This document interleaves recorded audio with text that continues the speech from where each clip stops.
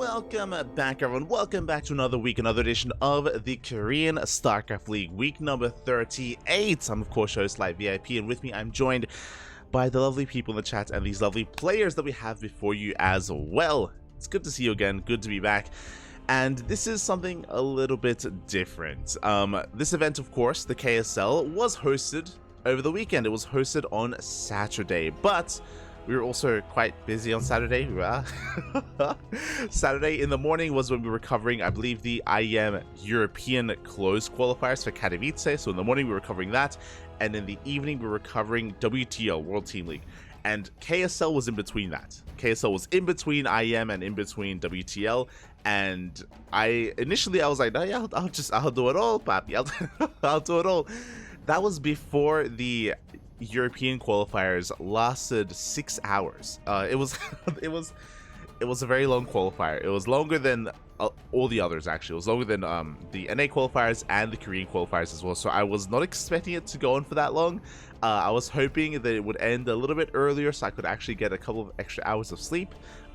Didn't happen. It did not happen. And when the time came around for KSL to go live, I did end up waking up, but I woke up 30 minutes after it went live. I woke up 30 minutes after it went live, and I was I checked my phone. I saw that it already started. I saw that, you know, the stream's already live, and I just put down the phone. I went back to bed. I didn't have it in me. I didn't have the energy to do it, and I'm glad that I didn't, just because I was able to be a little bit better rested to go into World Team League. If you remember, it was into World Team League and then into the NA IM qualifiers. Like, it was an intense weekend, a very intense weekend of StarCraft, and as a result, we did miss out on KSL. But, you know, big shout out to the Patreon, big shout out to Chicken Man and Dave Testa and all the people behind KSL, because of course they provide replay packs to casters, to patrons, to the people, to the community. So we have before us a replay cast. I hate missing events. I hate missing casts, whether it's KSLs or the ESL Open Cup sometimes, if like the internet's a little bit shaky. So yeah, we're here to catch up. We're here for a catch-up stream. So if you happen to be watching it live on Saturday, then maybe you've already seen these matches. I recommend not spoiling it for the people in the chat and for ourselves. I have no idea what happened. I was asleep. I was in bed when the events were happening live. So we're here to experience it for the first time together. Let's go. Let us go. On top of that, I believe the events today, or the events for KSL week number 38, was a little bit shorter as well. It was a shorter broadcast, a shorter event, just because a lot of the Korean players, a lot of the regulars, were also in bed. They were also under the weather and passed out, because they were also competing in all the qualifiers. They were also competing in the European qualifier that I just mentioned and the Americas qualifier as well. So it was just a very intense weekend, not just for the casters but also for the players as well. So yeah, a lot of StarCraft was had, a lot of StarCraft was held, and now we're here to catch up. We're here to catch up with everything that did go down. And as you can see, we're here with our first matchup, with a PvP between NightMare and Cyan. Recently, Cyan has been impressing us a lot. I just spoke about the IM qualifiers. I'll try not to bring it up too much, but Cyan is one of the players that did actually qualify through the Asia qualifiers. For the Asia server qualifiers, Cyan, he actually beat DRG, Dongdaegu, in a qualifying match, and Cyan made it to Katowice. He made it to the main event. He did something that a lot of the other big name Koreans could not do. So yeah, Cyan really popped off when it mattered most, and he's going to be in Poland. He's going to be in IM Katowice. It's going to be amazing. It's going to be beautiful. It's really impressive to see him there. It's really cool to see him there as well. And it's been, you know, of course, off the back of half a year or a year full of improvements. You know, Cyan alongside Firefly, alongside Jeshi, the Chinese Protoss players that have been doing so well for themselves, improving over the past 12 months. And every now and then, you know, in these weekly tournaments in WTL, they pop off, they take down a big name, and yeah, it's kind of paid off. It's really cool to see a player like Cyan be able to travel abroad and travel internationally and compete on a live stage like that. It's gonna be a great time. IM Katowice is gonna be beautiful. But of course, you know, there's also it's a little bit bittersweet as well in my eyes, in my heart at least. Cyan, I don't know if you can see there, he is on a new team. He was on SSLT, he was on the Starving Camels for a very long time, but he was recently, as of 2 weeks ago, I want to say 2 weeks ago, he was picked up by Mystery Gaming instead. So he's going to be representing a different team than we're used to seeing. But regardless, I'm ready to experience more of Cyan. And here we go, we'll dive into it. Game number 1 is going to be on Oceanborn in this PvP. Of course, we have a couple of matches lined up. We're going to be covering both semi-finals as well as the finals as well. So plenty of StarCraft to be had. And here we go, spawning in the top left-hand corner of Oceanborn. We have the South Korean Protoss player representing Matcherino Esports. It is NightMare. And spawning in the bottom right hand corner, we have as opponent, we have the Chinese Protoss player, newly qualified for IM Katowice. It is representing Mystery Gaming. He is Cyan, who is red. I'm shaking my head.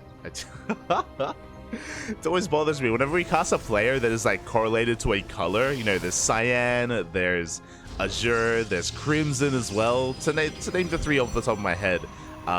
Give him blue. let him be a little bit, at least a little bit closer to the color Cyan.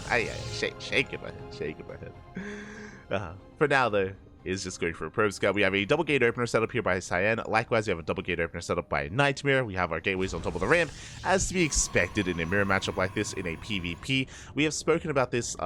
Big shout out to the KSL, to the logo, of course. But we have spoken about how some of the Korean players have adopted going for gate expands instead. Those Koreans, namely being Hero, Classic, and NightMare as well. So if there were ever to be a player to deviate and to go for a more economic opener here in this PvP, it would be NightMare. So my eyes are on him. For now, though, 2 gate opener. 2 gate opener. Probes are coming in for a bit of a scout, just to confirm that all the pylons are where they should be. Both players just keeping an eye on each other, making sure that there is no proxy out on the map. Speaking of, there is no probe, so there's no probe out there. There it is. The second pylon is thrown down in the main base of NightMare, is spotted by Cyan. As, a bit of a misclick, did click on that gas geyser, thankfully does get out of there. Meanwhile, across the map, Cyan should also be throwing down his second pylon as well. So yeah, so far everything's looking as it should. Cyan is going to be actually delaying it for quite some time, and there we go, pylon now, just now on the way. Sure, looking for a bit of a faster expansion here to get into this. So I was really confused. This pylon is late, Cyan is supply blocked, and these first 2 units are delayed. At first I thought this was intentional. No, it was not intentional. So a brutal supply block there. We have to try to catch up, and there we go. We're getting our Nexus here on location. Cyan, he makes up with the supply block with a faster base, so he will have a slightly better economy. It's going to be on NightMare to be a little bit more assertive and aggressive. And here we go. He moves out with his first 2 Stalkers. We have 2 more Stalkers on the way. Immediately we have NightMare moving out across the map. He also, I'm sure, saw how delayed this pylon was, and that is the proxy pylon. We are setting up for a 1 base all in. The aggression is upon us. For now, we see Cyan trying to get a read of what's going on, trying to make sure there's no additional production or additional tech. 2 Stalkers have arrived, and there it is, Proxy Robo and a 3rd gateway. It is a 1 base all in here from NightMare, and Cyan, for the time being, 1, doesn't know what's going on. 2, went for an economic opener. Remember, he delayed his 2nd unit. He got supply blocked earlier in favor of an expansion, in favor of a Nexus, and oh, that's a kill, not a cancel on the shield battery. Ay. Cyan in a lot of trouble here. NightMare going to be reinforcing. We have more shield batteries on the way. We're going for a defensive robo. It looks like we have realized what's going on. We have realized we are in quite an amount of danger here, but knowing is half the battle. We focus down the sentry. We have some force fields, but it's not enough to lock down these units. NightMare does back off in time, and again, we have reinforcements soon to be on the way. Additional Stalkers waddling across the map.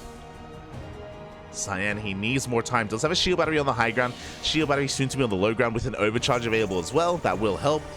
Warp Gate just finished off the robo, still so far away, and again, this Nexus is not helping. I mean, it does give access to the overcharge, I guess, but it's not about the economy, it's about the army at the moment. Looking at the units tab, we have 6 Stalkers against the 4 of Cyan. Threading a shade into the main. We do wall off, just barely with that shield battery. We're pushing on forward here. We're trying to bait out that overcharge, and it looks like we should get a decent force field, but Again, we just don't have the DPS. Overcharge is popped. I think we can still focus down. Yeah, we can still focus down the Stalkers. And the Pylon! No! Pylon gets focused down. We depower the shield battery and that. Oh, but the force field! We cut up the army, and that may just be it. We cut off some of those Stalkers. The Immortal has arrived. GG gets called, and NightMare will take game number 1. GG. A brutal start to the series there, but a good punish from NightMare. Remember, it was a reactive all-in from NightMare. He had gone for a second pylon in his main base. He had gone for a delayed proxy in the center of the map after he saw that his opponent had opened up quite greedily. After he saw the faster nexus of his opponent, and we're also loading into Oceanborn, so short rushes and spy ground. As soon as he pieced 2 and 2 together, he's like, you know what? Let's just commit. Let's just go all in, papi. And with that, NightMare snowballed out of control. Cyan, he did his best there to try to hold on, but again, there was a lot working against him in that scenario. And just like that, NightMare does take a 1-0 lead. Whew. But now, we're going to be loading in to game number 2. Game number 2 will be taking place on Solaris. A much larger map in the map pool, so if we did want to be a little bit more greedy and economic, this would be a map to do it on. It would make a little bit more sense to try to whip that out here on a map like Solaris, but here we go. In the bottom left-hand corner, we have the South Korean Protoss player, the blue Protoss, representing Macherino Esports. It is NightMare.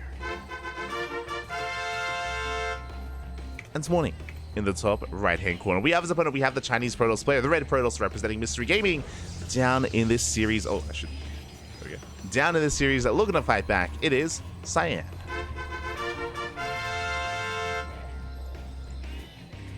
Here we go. So openers are upon us. Once again, we have pylons here on the high ground, so should be seeing 2 gate openers from both players. Everything's looking normal, everything's looking standard, but even if we throw down 2 gateways, even if we throw down a second pylon in the main, clearly we can see that our players are willing to be aggressive. At least NightMare is willing to be aggressive. Is what he does, is how he does even.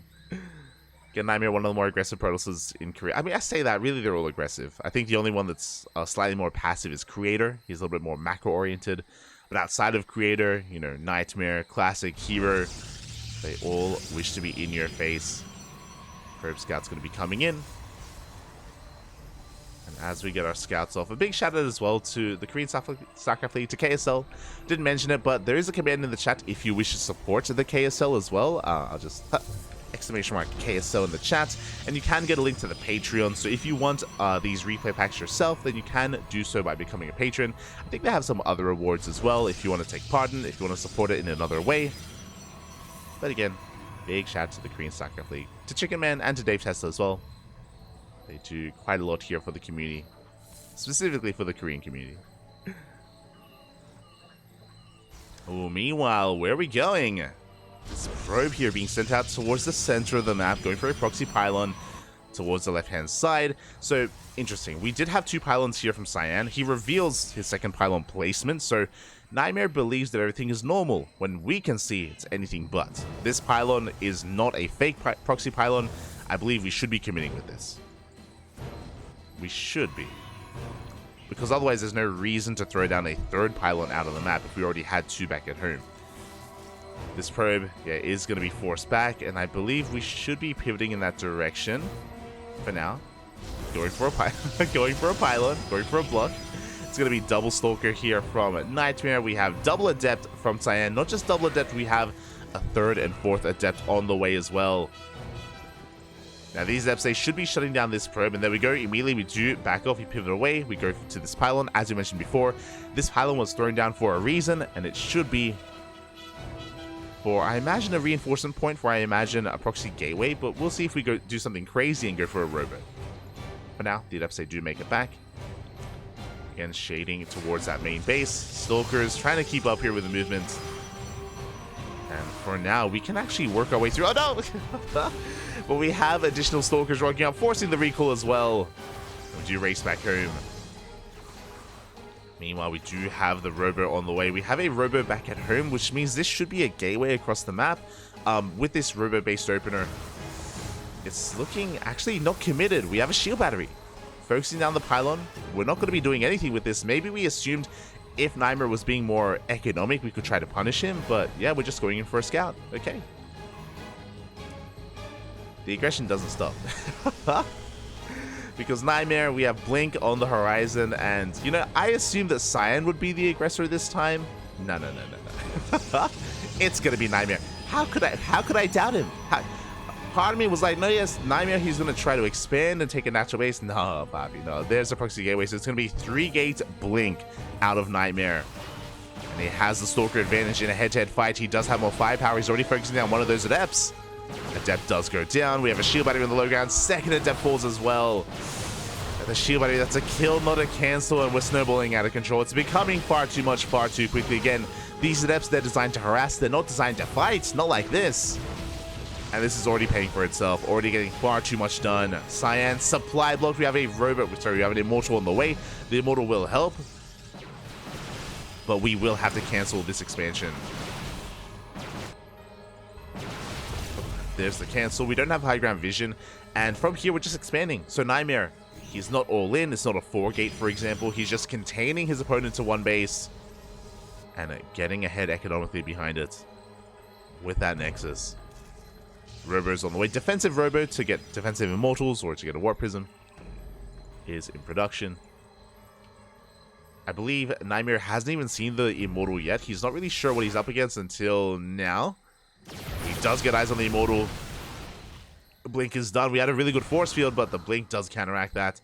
And now upon seeing the Immortal, we are aware it's a Robo opener, not a Twilight Council.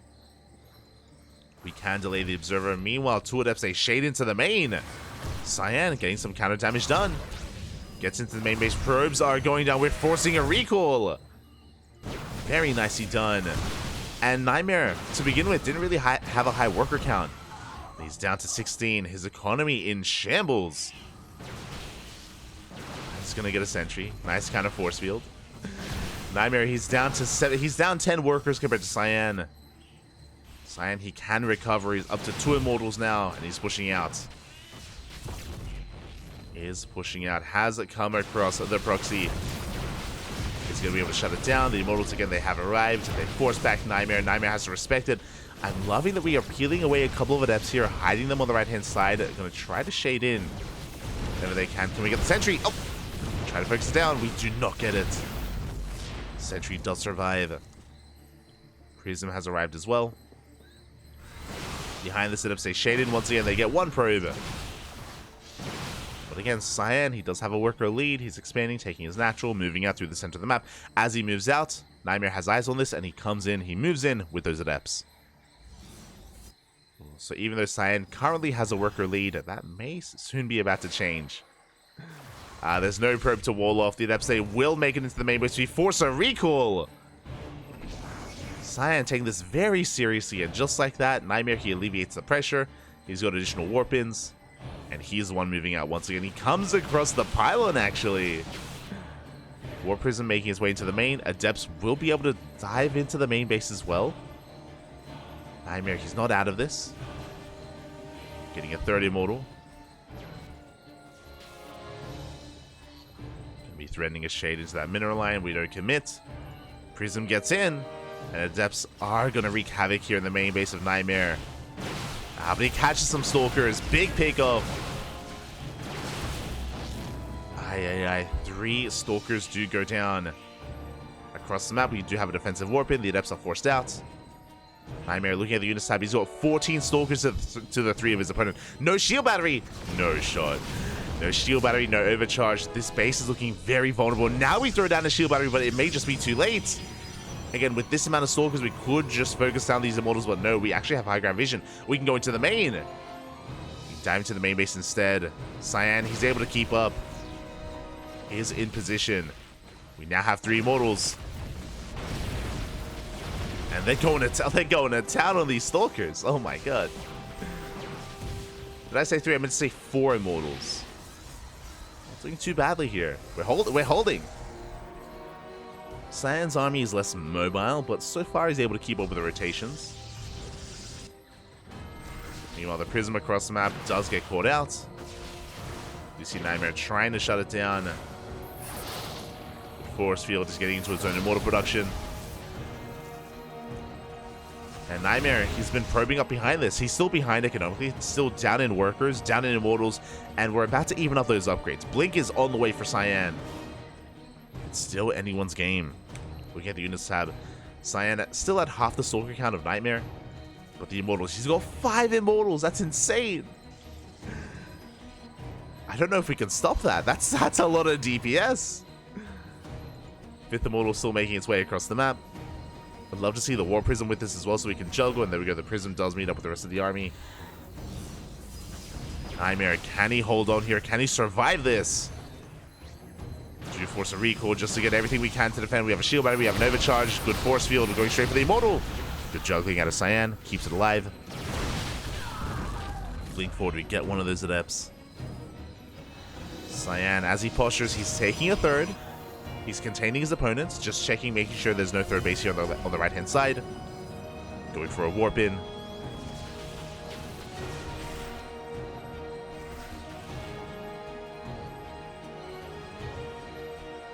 Again, Blink is done. We could try to go into the main base. As we wait a little bit longer here, NightMare, his immortal count is slowly getting higher and higher.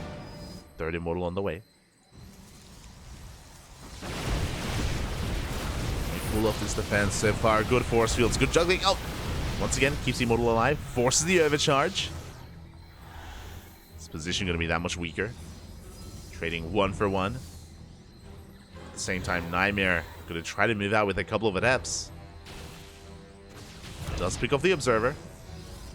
Going to make it that much more difficult for Cyan to dive into the main. Once again, pushing forward. The Prism goes down. Good target fire without the Prism, the immortal. We can't juggle, not anymore. The force fields are better here for NightMare. Yeah, and just like that, Cyan has to back off. He lost an immortal, a Prism, and for what? For 1 Stalker. A much better trade here for NightMare, killing the immortal, the Prism, Stalker, sentries, and the observer. Ay, ay, ay. NightMare has to retreat, and suddenly... Sorry, Cyan has to retreat. Suddenly, NightMare has momentum. He is moving out. Getting his third base behind this. Bearing in mind that Cyan also stopped immortal production. So he stopped at 5. Now he's down to 4. We have an even immortal count. Server is going to be saved. We do have 2 shield batteries at the third base. We have a decent concave as well. The adepts, they do make it behind the army. Get a couple of workers. Going for another warp in. NightMare finding another way up this ramp. Trying to at least. He blinks on forward. He's going for it. The force fields. We cut off the army. The Prism is going to go down. No, not quite. The Prism survives. These Stalkers go down instead. A bit of miscontrol there out of Cyan. Here come the Immortals. Force fields, they have run out. So far, the Prism finally does fall. Likewise, NightMare also going for the Prism of Cyan. And it looks like NightMare, he has a bit too much. He has the Immortal lead. Blinks behind them. Cyan has to back off as the dust does settle. Wait, NightMare, he didn't lose a single Immortal. I mean, they were force fielded away, if you remember. Losing 0 Immortals, Cyan lost 2. And suddenly, NightMare has the stronger army. He has the higher army supply. He dives on the Immortal. He's going to shut it down. Cyan down to 1. What was the time in this game? We had 5 Immortals to the, what was it, 2 or 3 of NightMare. And it's fought his way back in. Again, whether it's the force fields, whether it's the control, the focus firing. Oof. Cyan tries to dive in, is punished for it. And NightMare, now that he's rebuilt that War Prism, he can reinforce, and now we can commit. And this time, no sentries, no force fields. We dive on top of the Immortals. We focus down one. We focus down the other. And now there's nothing left here for Cyan. Only gateway units, only Stalkers, and that is not going to be enough. Not against this army of NightMare. And GG is going to get called. And NightMare takes the series 2-0. Advancing on to the semifinals. GG. Oh my god.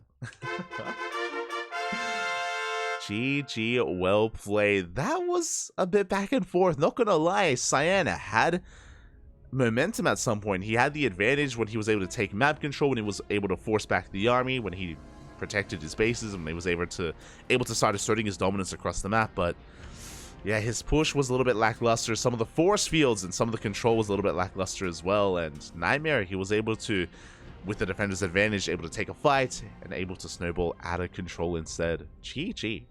GG, well played. Very impressive performance there from NightMare. Very impressive stuff.